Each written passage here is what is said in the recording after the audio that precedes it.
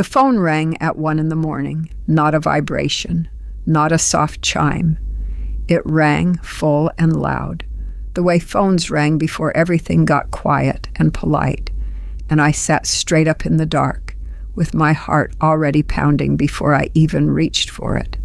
"Mom?" That was all he said at first, just that one word, and I already knew something was wrong because of the way he said it, flat and urgent at the same time, the way a person sounds when they have been rehearsing how to begin. "Marcus," I said, "what is it? What happened?" He told me his wife had been in an accident. He told me she was at a hospital 2 towns over.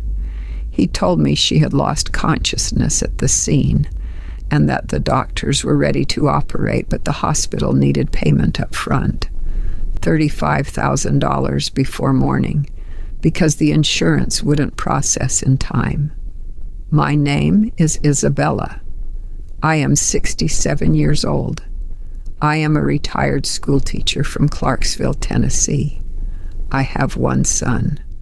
And at 1 in the morning, with his voice shaking on the other end of the line, I was already reaching for the checkbook on my nightstand before I fully understood what he was asking me to do. I want you to stay with me until the end of this story, because what the police told me at 7 o'clock that morning changed everything I thought I knew about my own family, and it almost didn't happen at all. If this story feels like something you need to hear, please subscribe and stay close. I promise I will tell you everything. I want to tell you that I fell apart. I want to say the correct expected things about what a person does when she learns that her son, her only child, 34 years old, the boy she read to every night until he fell asleep, the boy who once drew her a birthday card with a sun that had 17 rays because he counted every time he saw her smile that day, was in the room when they called her at 1 in the morning and asked for everything she had left.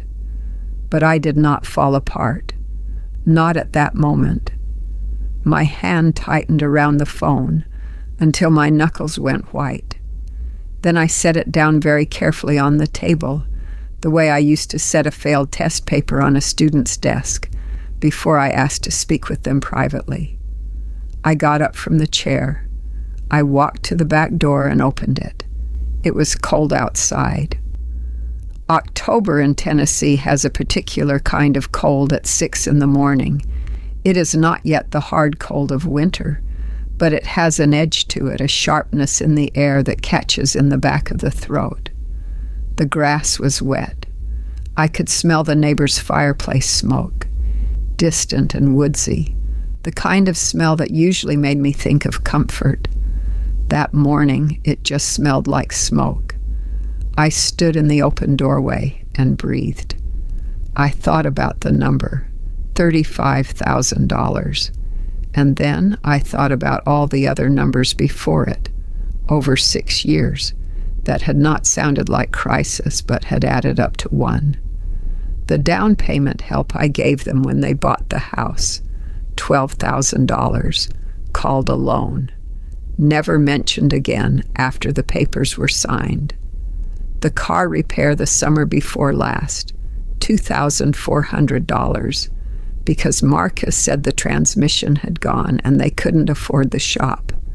The $300 at Christmas that Dana pocketed without a thank you.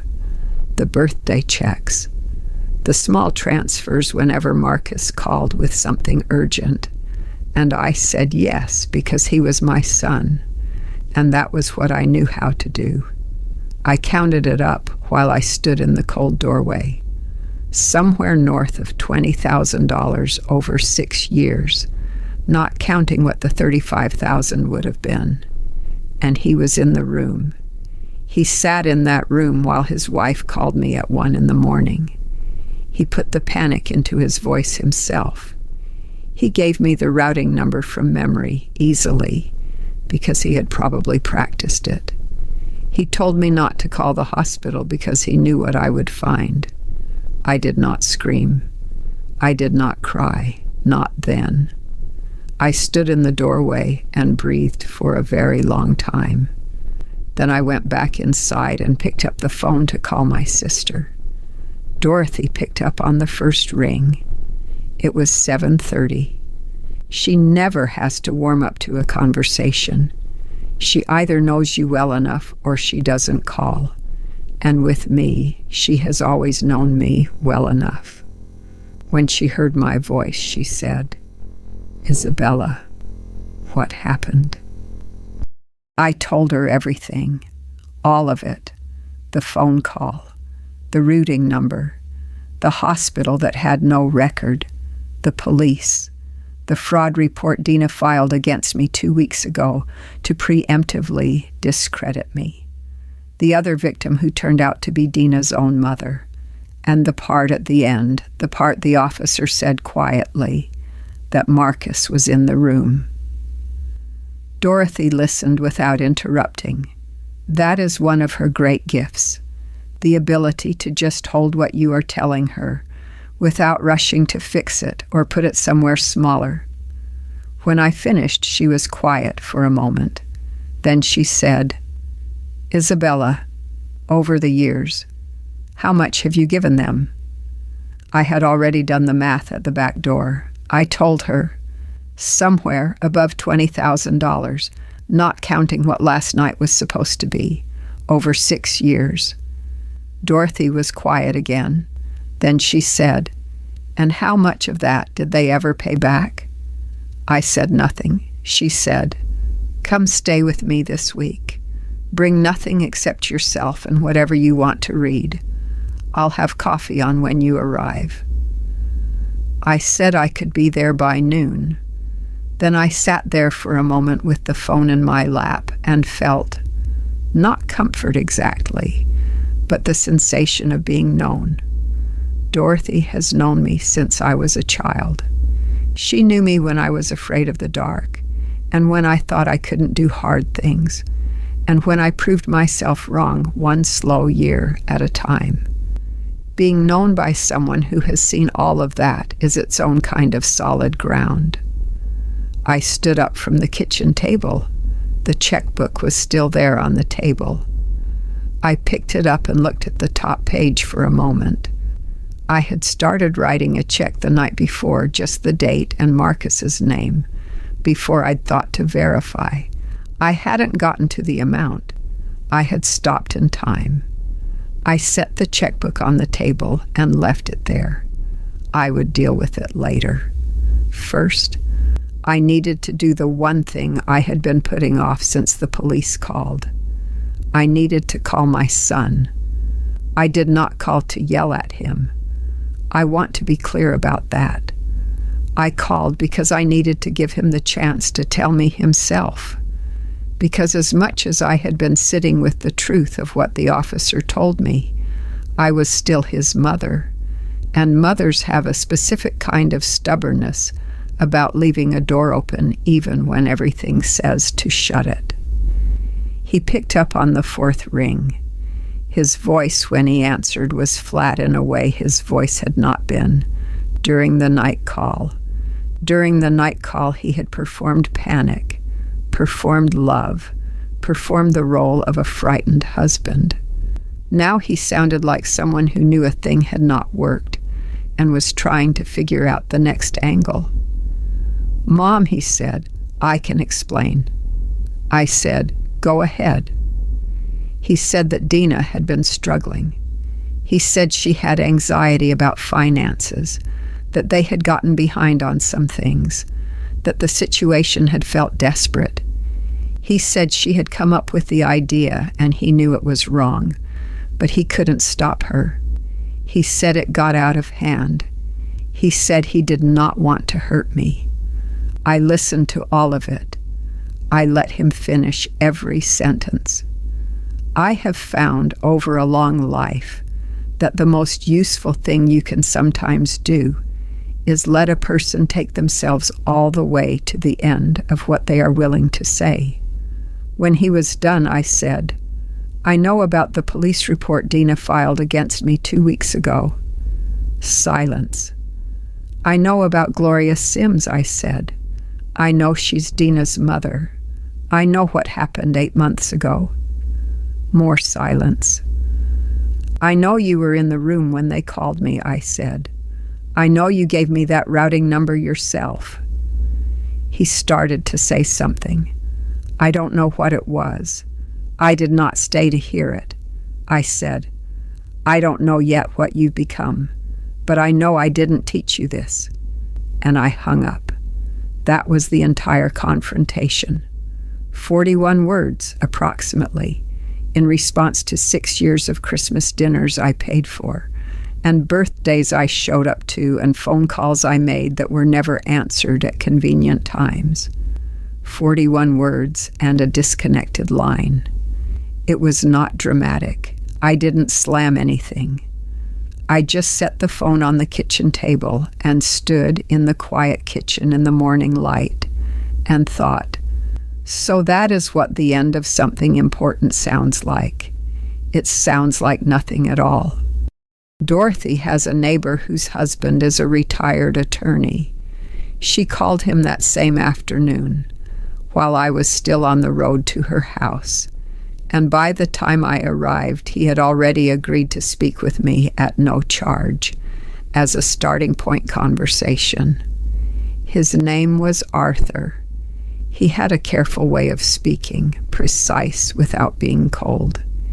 He sat across from me at Dorothy's kitchen table the following morning, with a yellow legal pad and a very thin pencil, and he listened to everything I told him. He told me several things. He said that the false police report Dina had filed against me was not harmless paperwork. He said it was a deliberate legal act intended to preemptively undermine my credibility, and that depending on the specifics and the findings from the active police investigation, she could face charges for filing a false report. He said that the wire fraud attempt itself, the routing number, the fabricated emergency, the pressure to transfer money immediately, carried significant federal weight, and that the police were already in contact with their county. He asked me if I wanted to pursue charges personally. He made clear I had grounds. I thought about that for a long moment. I looked at Dorothy across the table. She looked back at me with the particular expression she has had since we were girls, the one that says, I will support whatever you decide, and I will tell you the truth if you ask.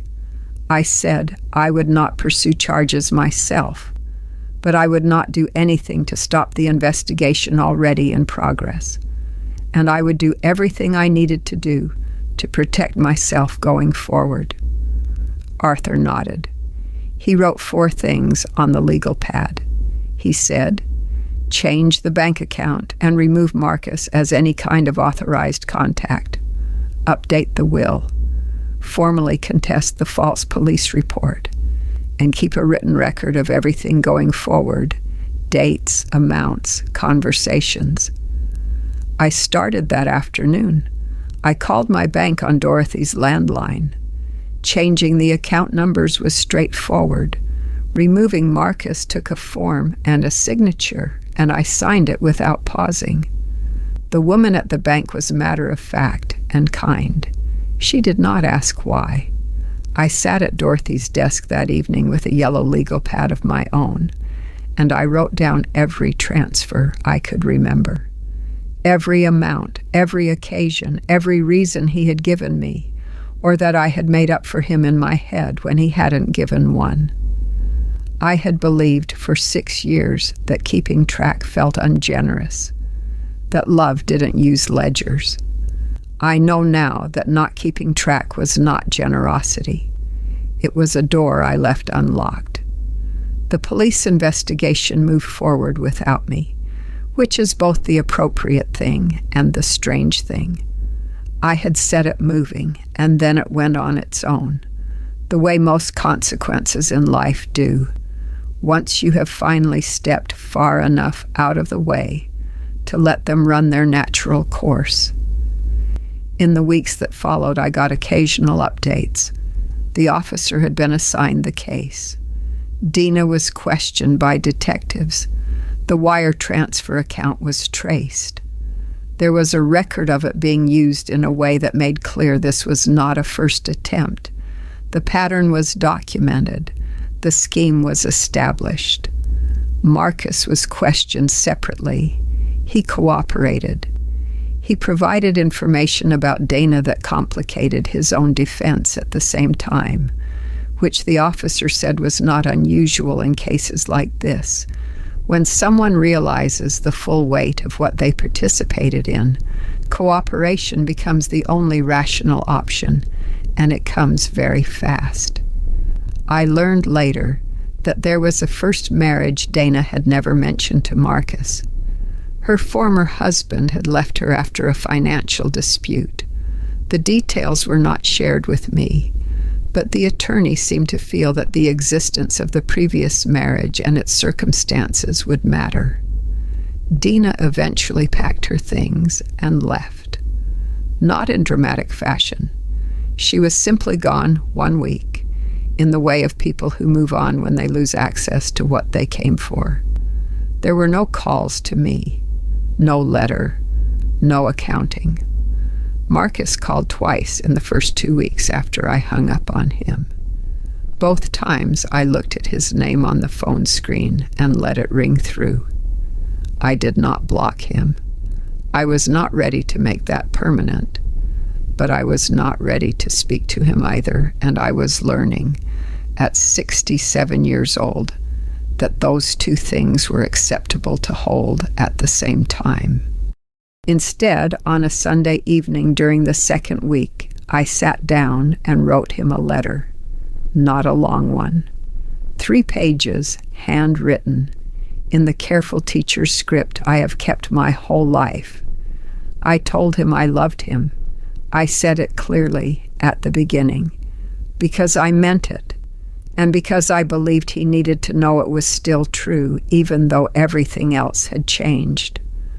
I told him I did not know who he was now. I said that was not an accusation, it was simply true. The person I raised and the person who sat in that room on that night were not the same, and I had to be honest about that. I told him the door was not closed, but it was not open either. It was locked, and he would have to earn the key if he wanted to, and it would take a long time, and I could not promise it was possible. I sealed the envelope and addressed it to the house they had shared. I did not know if he was still there. I mailed it anyway. Then I went back inside and made myself a cup of tea and sat with Dorothy in the living room until it got dark, and we did not talk about any of it. We talked about the garden, about a book she had been reading, about her granddaughter who was starting kindergarten in the spring, and for that evening, the ordinary world was enough. 2 months later, November going into December, I was back home in Clarksville. The garden was mostly bare by then. I had been neglecting it since the summer, the kind of neglect that happens when your attention is being pulled somewhere else, and the things that don't demand your focus get quietly left. The roses needed cutting back. The beds needed turning. There were leaves everywhere from the oak tree that I had not raked, because raking had felt like the last thing in the world that mattered. On a Saturday in late November, I put on Gene's old canvas jacket, still hanging where he left it on the back hook by the barn door, and I went out to plant tulip bulbs. You plant tulips in fall for spring. Everyone knows this, but you have to choose to believe it anyway, because when you're pressing a brown papery bulb into cold dirt in November, there is no visual evidence that this makes any sense. You are operating entirely on faith in a pattern you've seen before. I got on my knees in the cold dirt, and I dug the first hole with the trowel and pressed the first bulb down. The earth at that time of year has a particular smell, dry and mineral, like the inside of a stone, but with something alive underneath it still. And I had always found that smell steadying without knowing exactly why. I talked to Jean while I worked. I do this sometimes, in my head. It is not the same as prayer, and it is not the same as pretending. It is more like continuing a conversation with someone who knew me well enough that the conversation does not need them present to mean something. I told him I had almost written the check. I told him I was glad I stopped. I told him I didn't know what came next with Marcus, that I genuinely didn't know whether anything would ever be repaired there, and that I was trying to make peace with not knowing. Then I remembered the check, the one on the pad, with Marcus's name and the date already written in, that I had started before I thought to verify. Half a check, a stopped intention. I went inside and got it. I folded it once and took it to the small iron bowl I use on the back step for burning correspondence I don't want in the trash, old statements, things like that. I lit a match. The paper caught quickly, the way light things do. The smoke went upward in the cold air, thin and straight at first, and then bending a little in the wind toward the oak tree. I watched it until it was ash. What I felt in that moment was not what I expected. I expected grief. I expected anger or the particular bitterness of a loss that should not have had to happen. What I felt instead was relief, plain and physical, the way the shoulders drop when you set something heavy down. I had not written the check. I had stopped. Some part of me that had been taught, somewhere in 31 years of reading people clearly, had noticed the pause, had slowed down, had made the call. I went back to the garden. I pressed another bulb into the dark dirt, covered it over, patted the earth flat, moved to the next one. The oak tree was quiet above me. The smoke was long gone. I am at the kitchen table again as I tell you this. Late afternoon, December now, the light coming through the window at the low angle of the year. The yellow light above the stove is on because the afternoons get dark early, and I like having that light in the kitchen. There is a cup of coffee in my hands, and it is warm. The checkbook is in the drawer now, where it belongs, instead of open on the table. I am 67 years old. I raised one child. I spent 31 years teaching other people's children how to read, how to write, how to be honest when they were tempted not to be. I built a savings account over 40 years with the man I loved, $50 at a time, against exactly this kind of day. The day when something would cost everything and you would need what you had saved. And then I spent 6 years giving portions of it away, slowly and in good faith, to 2 people who had plans for the rest. I almost let them have it. I want to be clear about that. I almost did. The love I had for my son was real, and it was enormous, and it nearly cost me everything. Not because I was foolish, because loving someone genuinely means something, and that something can be used against you by people who know exactly what it costs you to say no. I don't know if Marcus and I will find our way back to each other. I have thought about this more than I expected to. There is a version of him I still believe is in there somewhere. The boy who counted the rays of a birthday sun, who watched Mrs. Hartley and understood her sadness without being taught to. Whether that version of him can find his way out from under what he became, I cannot answer. That is his work, not mine.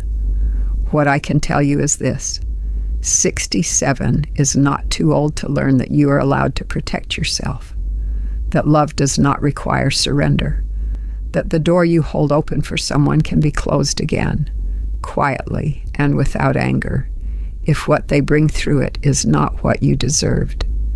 The tulip bulbs I planted in November will come up in April. I planted 47 of them. That is not a small number, but it is not an accident either. One for every year Jean and I were together, counting the years before we married. When they come up, I will be here to see them. I plan to be here for a long time. If this story touched something in you, if you recognized any part of what I went through, or you know someone who has, please leave a comment below. You would be surprised how much it matters to know you are not alone in this. Please like this video if it meant something to you. Subscribe so you don't miss the next story.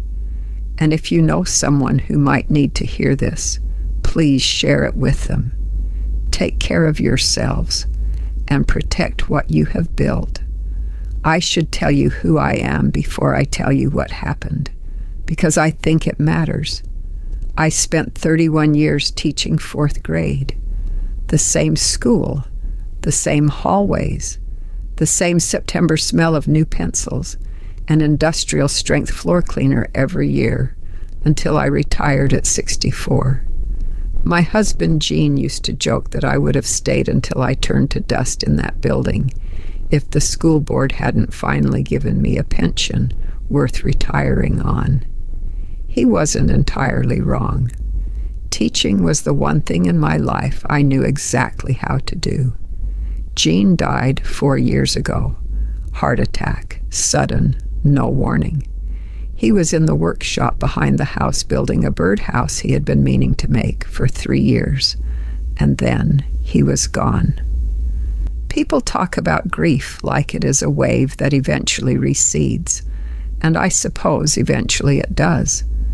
But the house is still different without him in it, the early mornings especially.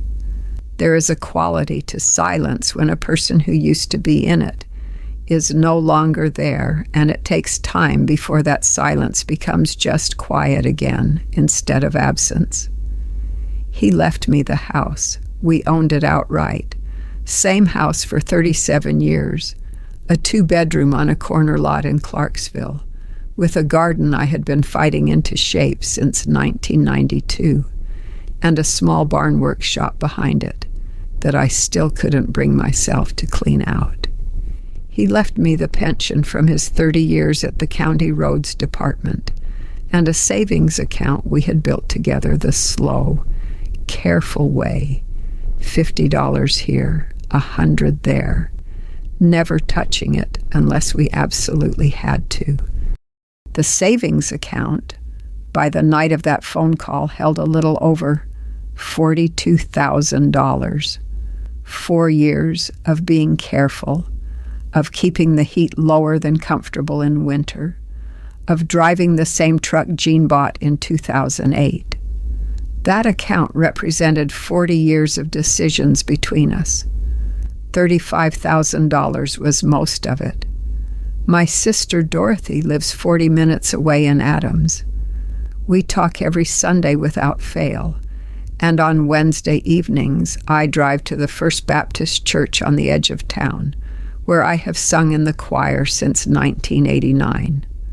I have neighbors I wave to, a dentist I've had for 20 years, a library card I use constantly. My life after Gene's death was not large, but it was mine, and it was steady, and every thread of it had been earned. I lived alone. I was careful. I was not rich. And I loved my son in the way mothers love children. They have watched grow from small and helpless into something complicated and unknown. That is who was sitting in the dark at 1 a.m, reaching for the phone. Marcus was my only child. I used to tell people that I poured everything into that one, the way you pour everything into a single garden bed when you only have one good patch of sun. He was a curious boy, not in the showy kind of way. He was not loud or demanding, but he watched people. He noticed things. At 7, he told me that Mrs. Hartley next door was sad because she always watered her flowers with too much water, like she was trying to do something that didn't need doing. I had no idea what to say to that. He was right about Mrs. Hartley. As he got older, he had the quality of wanting very much to be liked. Not in a way that made him dishonest, not as a child, but in a way that made him soft around the edges when he should have been firm. He had a hard time saying no to people. I used to think that was a kind trait. I have revised that opinion. He married Dana 6 years ago. She was 32 when they met, worked in property management, had a manner that was confident enough to seem warm until you realized the warmth was mostly surface. I tried, genuinely, to like her. I told myself I was being the difficult mother-in-law, the kind women warn their sons about. I baked her favorite things when they visited. I kept my opinions about the way she spoke over Marcus at dinner to myself. I kept quiet when she redirected conversations away from Jean's memory in a way that always seemed purposeful. But there were things I noticed. The way she changed the subject when money came up, not nervously, but smoothly, like someone practiced at it. The way she was never available when I called Marcus's cell, only when she was the one who called me, on her schedule. The way she had a habit of describing herself as the practical one in the marriage, the one who kept things organized, the one Marcus couldn't manage without. The last Christmas before that phone call, I gave them both an envelope of cash, $300, which was what I could manage that year. Marcus looked at it and started to say something warm. Dina reached over, took the envelope, and slid it into her purse without opening it. Didn't say anything about it for the rest of the evening. Later, when I mentioned it to Dorothy, Dorothy said, "She didn't even say thank you, did she?" And I had to admit that no, she had not. I pushed all of it down. Mothers are supposed to make peace with their children's choices. I told myself I was old-fashioned, that Dina had a different way of expressing things, that my discomfort was my problem to manage.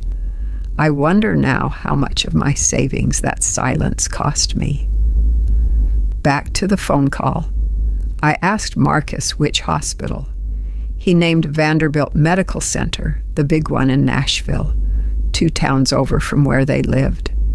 I reached for the notepad I keep by the phone and wrote it down. "What kind of accident?" I asked. My voice sounded steadier than I felt. He said a car accident. He said she had been hit on the driver's side at an intersection, that she lost consciousness before the ambulance arrived, that he had ridden with her, but they'd made him wait outside the OR prep room, and he couldn't get anyone to tell him anything. He sounded like a man coming apart at the seams, and God help me, I heard my son in that voice, and I believed him. "The 35,000, I said. "Is that what they quoted you exactly?" He said yes. He said the insurance company had a 48-hour processing window, and the hospital had a policy about elective and emergency surgeries, both requiring a financial hold up front, that they had explained it twice, and he had understood it both times. He spoke quickly. Too quickly, maybe. At the time I thought he was frightened. Later I understood he had done this before. I asked why they couldn't be billed after. I said that seemed strange to me. He said, "Mom, this isn't how hospitals work anymore. There are rules about this. I don't have time to explain the whole system." There it was, the snap. Small, covered quickly, but I felt it like a splinter catching on fabric. I said I understood. I said I just needed a moment. He said time was very short, that the surgery window was closing, that they needed authorization before 6 a.m. He gave me a routing number and an account number to wire the funds to.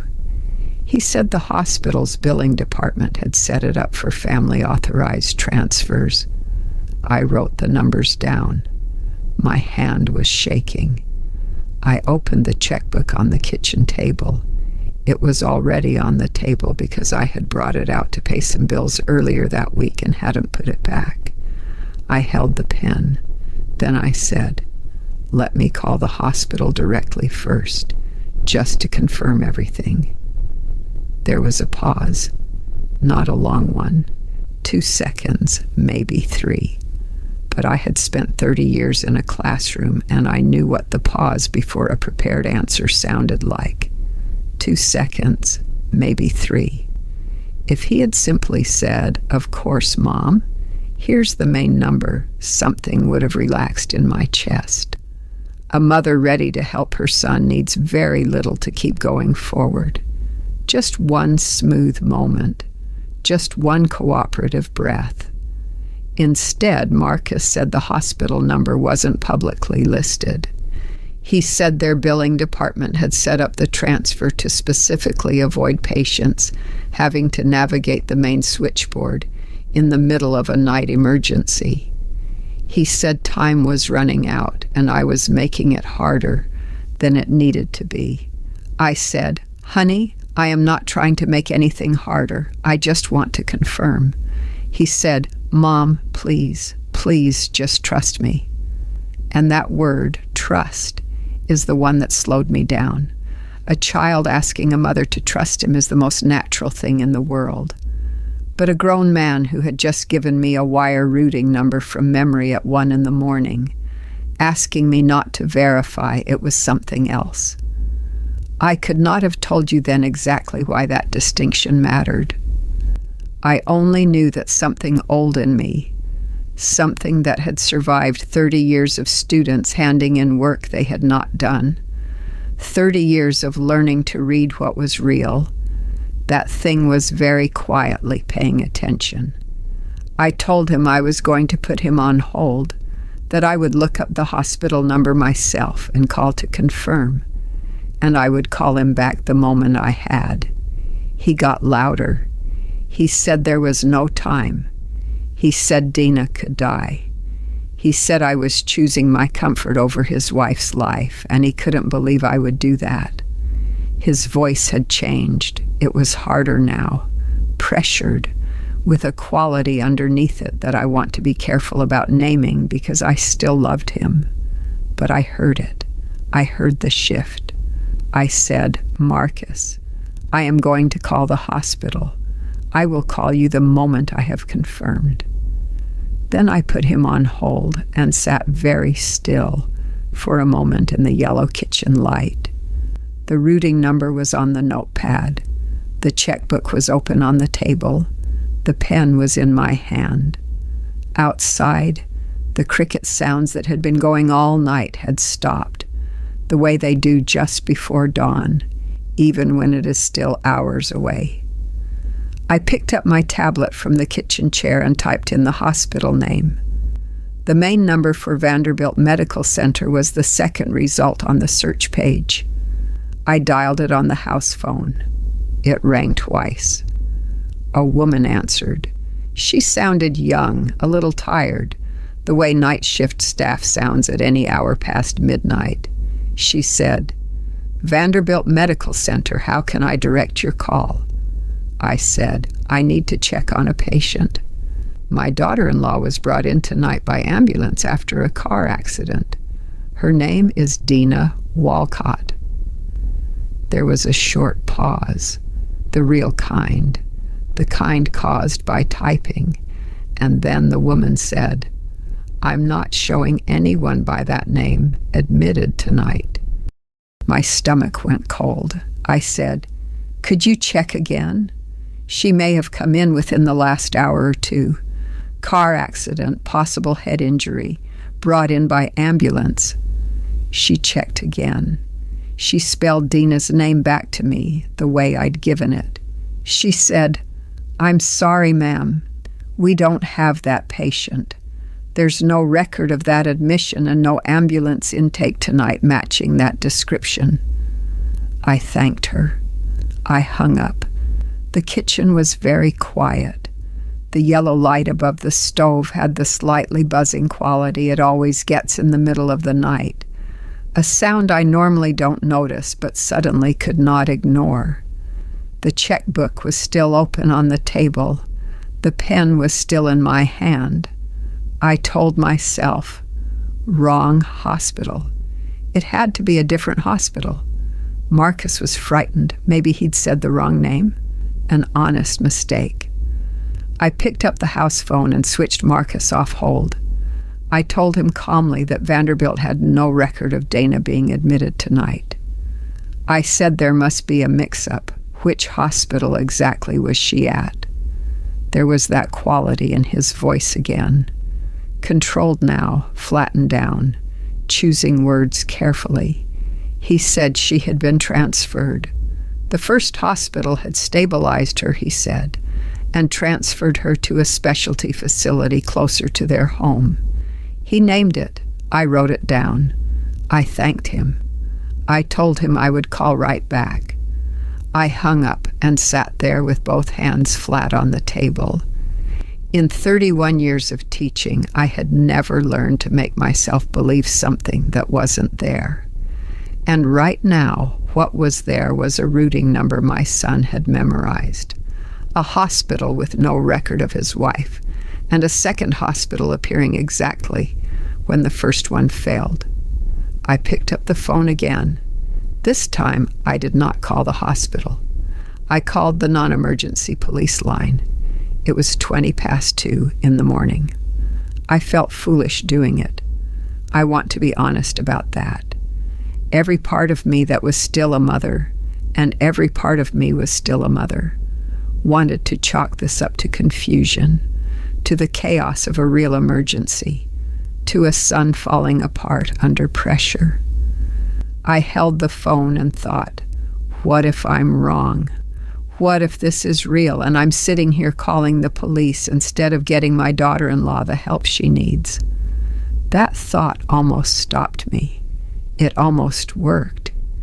But then I thought about the routing number, the one Marcus had given me, unprompted, already memorized, ready to go at 1 a.m. And I thought about the pause when I said I wanted to call the hospital. And I thought about the hospital that had never heard of her. I dialed. The officer who answered was patient. He had the steady, unhurried voice of someone who had handled many calls at many strange hours. I told him everything. My son had called at 1 a.m. saying his wife needed emergency surgery, that he needed $35,000 wired to a specific account by morning, that when I called the hospital she was supposedly at, they had no record of her, that my son had then named a second hospital, and that I hadn't verified it yet. I read the routing number off my notepad. The officer said, "Ma'am, do not send any money, not tonight, not until you hear back from us." He took my name and number. He said he would follow up when he had information. He said I had done the right thing by calling. I thanked him and set the phone down. Then I sat at the kitchen table with the checkbook still open in front of me. I looked at the pen in my hand, an ordinary ballpoint, the kind that comes in a 20-pack from the dollar store, always slightly dented because I pressed too hard. I had nearly used it to sign away almost everything Jean and I had saved. I had nearly done it in the dark, half asleep, out of love for my son. I turned the pen over once between my fingers. Then I closed the checkbook, gently, carefully. The way you close a door you are not sure you will ever open again. I did not sleep. After I hung up with the police, I sat in the kitchen for a while, and then I got up and walked through the house just to be doing something with my feet. The thermostat is set low at night, 62 degrees, Jean's old habit that I kept, and I could feel the cold of the linoleum on my bare feet each time I stepped off the kitchen rug. I put on the kettle for coffee. I stood at the counter and listened to it heat up, which took a long time because it is an old kettle. I thought about Jean. This is the thing about being a widow. You spend years learning to stop turning to the empty side of the room every time something goes wrong. And then something really goes wrong, and you turn to it anyway. Jean was not a soft man. He was kind, absolutely, but he had clear edges. He would have known what to make of this before I even finished telling him. He had a particular look he got when he knew something was being handled wrong. Not anger, just a kind of stillness, a pulling inward. He would have sat down, asked me 3 questions, and had a plan by the time I answered the second one. I went to the back of the house toward the door that led to the barn workshop. I didn't go in. I can count on one hand the times I've gone in since he died. But I stood at the door and put my hand on the wood. It was cold. It smelled faintly of cedar shavings and machine oil, even through the door. He had built things in there, the bookshelves in the living room, the bench on the back porch, a birdhouse that was never finished and is still sitting on the work table, half assembled, because I could not bring myself to move it. I went back inside. I made the coffee and didn't drink it. I sat at the kitchen table with the cup between my hands for the warmth and looked at the checkbook in front of me, still closed now, where I had left it. And I thought about what Marcus had said when I told him I needed to verify. I am going to teach this part of myself to tell the truth. I thought about what I had been worried about, that I was being the difficult mother, the untrusting one, the one who made things harder than they needed to be. And I sat there in the quiet and thought, when did I start worrying more about being that than about being right? I got up and opened the photo albums. I don't know exactly why. There is a stack of them in the bottom of the bookcase that we assembled over 30-odd years. Marcus as a baby, Marcus at 7 with the fishing rod, the Christmas when we drove to Montana and spent 8 days in a rental cabin none of us wanted to leave. Marcus at his high school graduation, squinting into the sun. Marcus the year before he met Dina, standing in this kitchen, laughing at something Jean said. I sat on the living room floor with the albums spread around me, and I cried. Not loud, just the quiet kind that comes when you are alone and don't have to perform anything for anyone. Then I got up, washed my face at the kitchen sink, and sat back down to wait. The officer called at 6:53 in the morning. I know the exact time because I had been watching the clock on the microwave since 5. He said, "Mrs. Isabella, I have some information for you and I want you to be sitting down." I was already sitting. I had been sitting for most of the night. He told me first what he had found about the routing number. It was associated with a private account, not a hospital billing department. He said the account had received deposits before from other individuals in varying amounts. He said the account had been flagged previously in a different county for wire fraud inquiries. I put my hand flat on the kitchen table and pressed down. Then he told me the rest. 2 weeks earlier, Dina had gone to the police department in the county where she and Marcus live and filed a report. The report alleged that I had been harassing her, calling at all hours, being emotionally threatening, creating a hostile environment. The officer explained it gently but plainly. A report like that in the system serves as a prior record. If I had ever called the police to report something about them, the report would have been there first. It would have made anything I said harder to believe. Someone coached her through filing that, the officer said quietly. It was prepared. That kind of report doesn't happen by accident.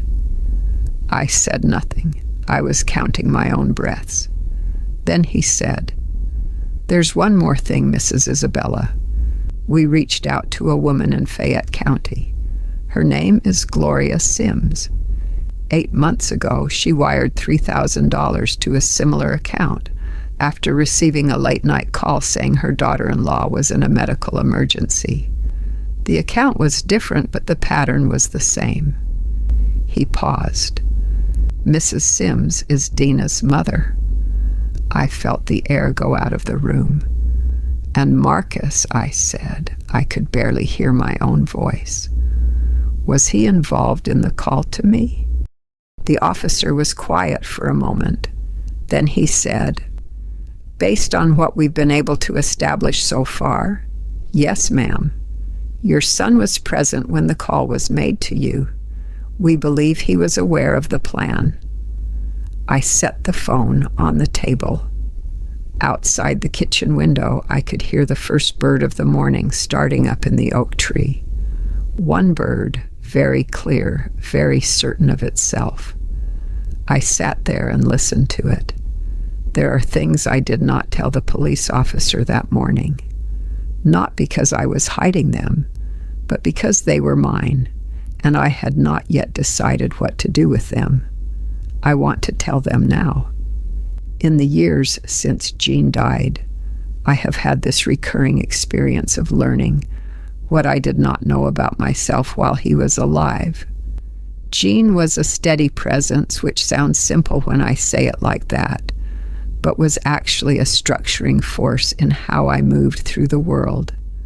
When you have someone beside you who is solid, not perfect, not always right, but deeply certain of who they are, you borrow some of that certainty without realizing it.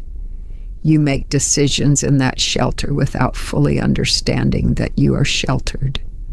When he died, I had to learn to make decisions in the open air. And one of the first and most sobering things I learned was that I had spent a significant portion of my emotional life being what people needed me to be, rather than what I actually was. Not dishonestly, I am not saying I was performing something I didn't mean, but I was the teacher, the mother, the accommodating neighbor, the woman at church who brought the good casserole. I had a role, and I played it well, and it had been long enough that I sometimes confused the role for the whole person. Marcus had grown up watching me accommodate. That is not an accusation of him, and it is not entirely an accusation of myself. It is just what happens when you raise children inside patterns you have not yet examined. Children learn from what we do far more reliably than from what we say, and what I had done for the better part of his life was give generously and quietly, absorb the cost, and describe the arrangement to myself as love. He learned from watching me that I absorbed things. I do not blame him entirely. I blame Dina more, because she was an adult who came from outside our family and saw clearly what was there and chose to use it. But I also have to be honest that Marcus did not fall into something random. He married a woman whose patterns fit against my patterns, the way a key fits a lock. Whether he knew that consciously or only in the background of himself, where we know things before we admit them, I don't know. I may never know.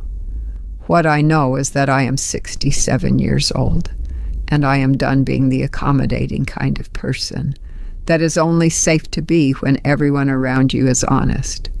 I am still warm, I am still generous by nature. I still bring the good casserole. But I check the routing numbers now. There is a woman in my church choir named Patricia. She has been singing alto beside me since 2004. She lost her son 6 years ago, not to death, but in the way some parents lose children, slowly and then all at once, to choices that become incompatible with closeness. His name is not important. What matters is that Patricia kept singing. Every Wednesday night, all through the years, when she did not know if her son was safe, when he was not in contact, when she was deciding whether to keep a door open or accept that it was closed, Patricia showed up and sang. I asked her once, years ago, what that was like, how she kept doing it. She said, "The music didn't ask me what was happening at home. It just needed me to show up and breathe." I thought about Patricia often during those 2 months after the phone call. I thought about her on Sunday mornings when I was at Dorothy's house, and then later when I came home and stood in the cold garden, and then when I sat up alone at night thinking about what I had lost and what I had saved. Patricia did not save her relationship with her son. It has been 6 years, and as far as I know, it is still unresolved, still in the uncertain space between open and closed. And yet she has a life that is full. The music, her grandchildren, the woman she has become through the process of surviving something that did not kill her, but changed her completely. I thought, if Patricia can keep singing, I can keep planting. So I planted the tulips. I bought more than I needed, which is something I have always done with seeds and bulbs, because the extra cost is small and the return in spring is worth it. 47 bulbs, one for each year, Jean and I were together. I put them in the bed along the south wall of the house where the light is best in spring, where Jean used to sit in the old aluminum lawn chair on warm April mornings and drink his coffee and read the newspaper. I cannot imagine the spring without thinking of him in that chair. I figured the tulips could be company for that memory. I should tell you about the first time Dina made me feel like a guest in my own son's house. I did not let myself name it at the time. I filed it somewhere internal under things I did not investigate and moved on. It was 2 years into their marriage. I had driven up to see them on a weekday because Marcus had mentioned he had a day off work, and I thought it would be nice to take them both to lunch. I called ahead. Marcus said it was fine. I brought flowers from my garden because I always bring something. When I arrived, Dina answered the door. She was polite. She thanked me for the flowers and put them in a vase, and then she said, "Marcus is upstairs. He'll be down." She went into the kitchen and began doing something that required her full attention, reorganizing the pantry, which I understood from the sounds. I sat in the living room and waited. He came down after 20 minutes. He looked slightly rumpled, slightly uncertain, and he hugged me in that careful way adult children hug their parents when they are slightly embarrassed by the visit but cannot say so. We went to lunch. It was pleasant enough. Dana spoke about her work, about some renovations they were considering, about a trip they were planning. She asked me no questions. I asked her several. This was the pattern of our conversations. On the drive home, I caught myself analyzing the visit, the way I used to analyze a difficult parent-teacher conference, looking for the source of the discomfort, trying to identify what had actually been said versus what was communicated through the way things were said. And I could not find a single thing Dana had done that was objectively wrong. She had been civil. She had been present. She had engaged when spoken to. But I was 75 miles back down the highway before I realized she had not once in 4 hours called me anything. Not Mom, not Mrs. Isabella, not Isabella, not Ma'am, not even the awkward nothing that people use when they don't know what title to use. I had simply been addressed, when addressed at all, as a generic second person. I filed that away too. I want to tell you something about money, specifically about the kind of money that older women who live alone are expected to have and are expected to share. There is a version of this story that is told from the other direction.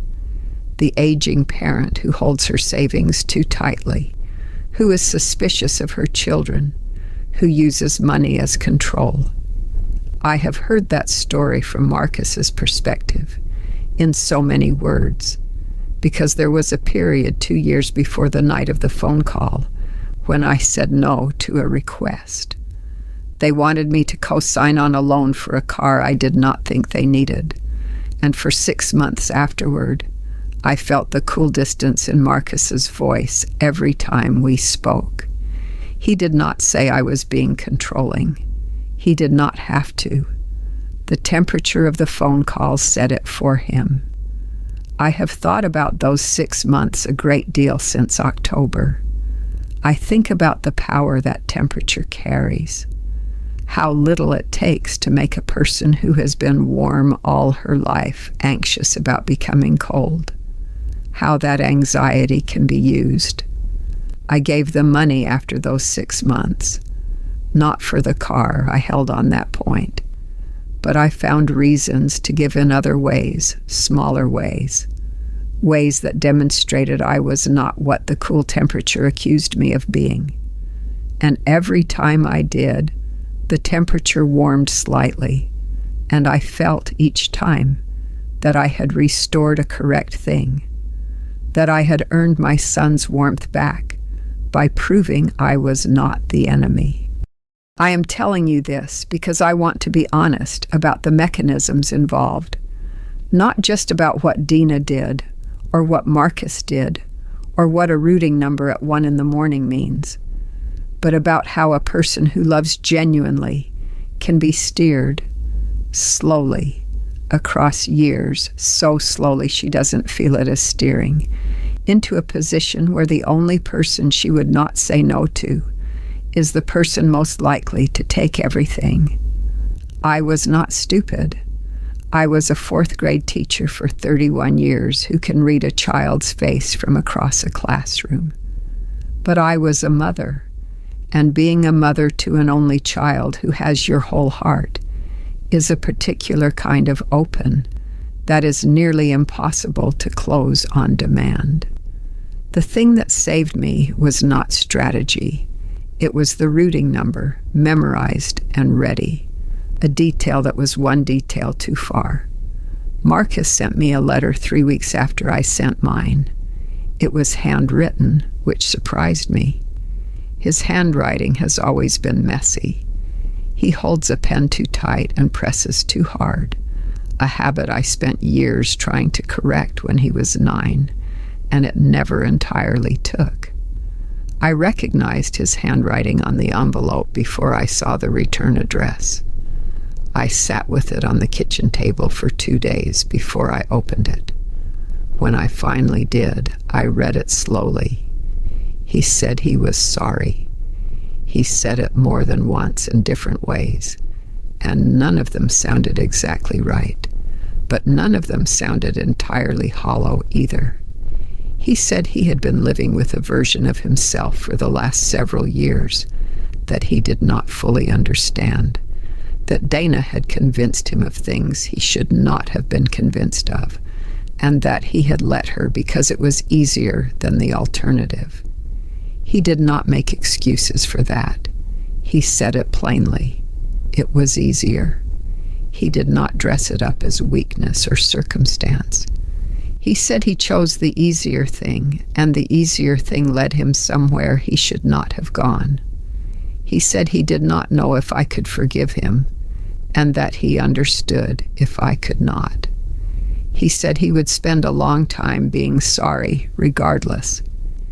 He said he had been thinking about his father, about what Jean would have thought of all of this, and he could not bring himself to write down what he believed Jean would have said, because he was too ashamed to make himself write it in full. I folded the letter and put it inside the back of the photo album, where his 7-year-old face looks up at me holding that fishing rod.